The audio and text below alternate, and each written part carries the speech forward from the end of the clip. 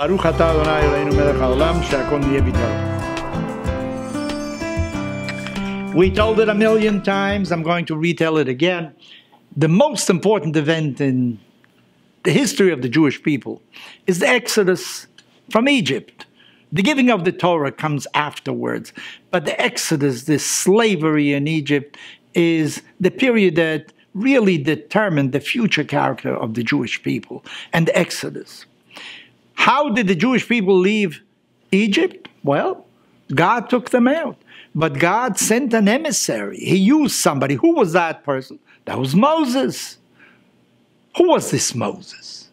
Moses was the son of Jewish slaves that lived in Egypt. However, you all know the story. His mother put him in a basket, and he was navigating the river, and the daughter of Pharaoh, the princess, saw him, and she adopted him as if he were her child. So actually, Moses grew up as a prince in Pharaoh's palace. It was only later on, according to our rabbis, he was already about 40, when he first went out to see what his brethren were doing, because he was actually raised also by his real mother, who served as a wet nurse for him, because the princess had asked Miriam, who was the sister of Moses, that was standing by when she rescued the baby from the basket in the river, and she asked for a wet nurse, and Miriam said, I know a woman who can do that, and that was actually the mother of Moses.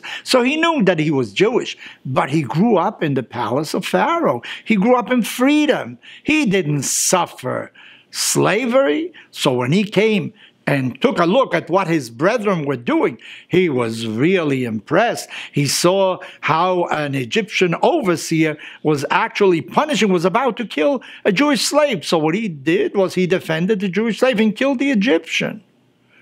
He went out the following day to see what's going on. And this time he saw there was a conflict between two slaves, and he tried to make peace between them. And one of them said, who do you think you are? Who made you a judge over us? You think you're going to treat us the way you did with the Egyptian yesterday? Moses realized that this is already public knowledge. Everybody knows, and Pharaoh will soon be after him. Moses fled Egypt, and he left for 40 years. For 40 years he was in the desert taking care of sheep. It was only after those 40 years that he came back to Egypt. God told him, go and speak to Pharaoh to take my people out of Egypt.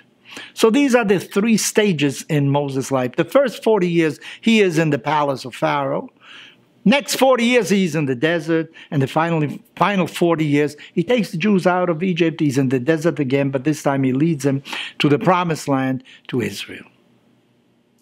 Why didn't God pick on somebody who was a real slave, not Moses, who was the son of slaves? Because Moses was really a free man while he was in Egypt. Why didn't he pick on a real slave?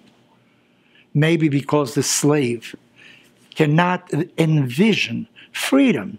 He was born a slave, and he thinks that he has to be a slave. You know, the Jews were enslaved for 210 years in Egypt. Think about it.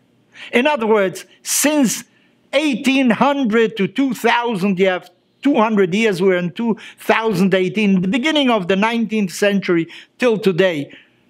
We were in a certain situation. You couldn't get out of it. Look at all the things that happened in between. They couldn't envision anything else. You know, you were born a slave, you're supposed to die a slave. Even the Romans thought so. There are patricians, those that are born to enjoy life, and then there are slaves, those that are supposed to serve you.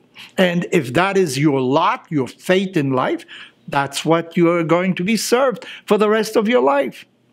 So apparently a slave couldn't even think of it. You needed something from outside. You know, in contemporary history, it's only the Soviet Union that somehow was able to, by internal forces, to change the course of their own destiny, even though not completely, really.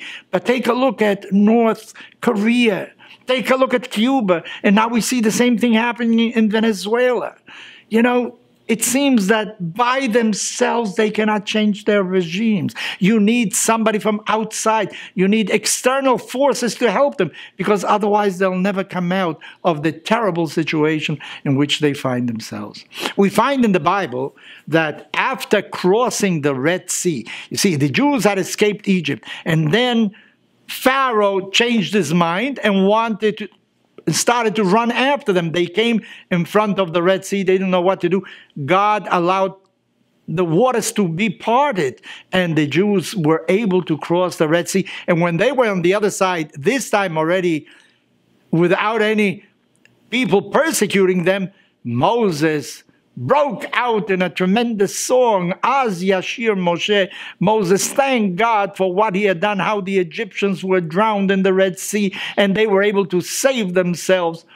Then the Torah says, you know what? Miriam, his sister, came out and started singing also.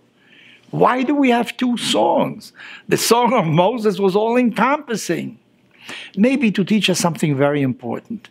Moses was outside of a slave mentality. In order to really gain freedom, you need that the slaves themselves.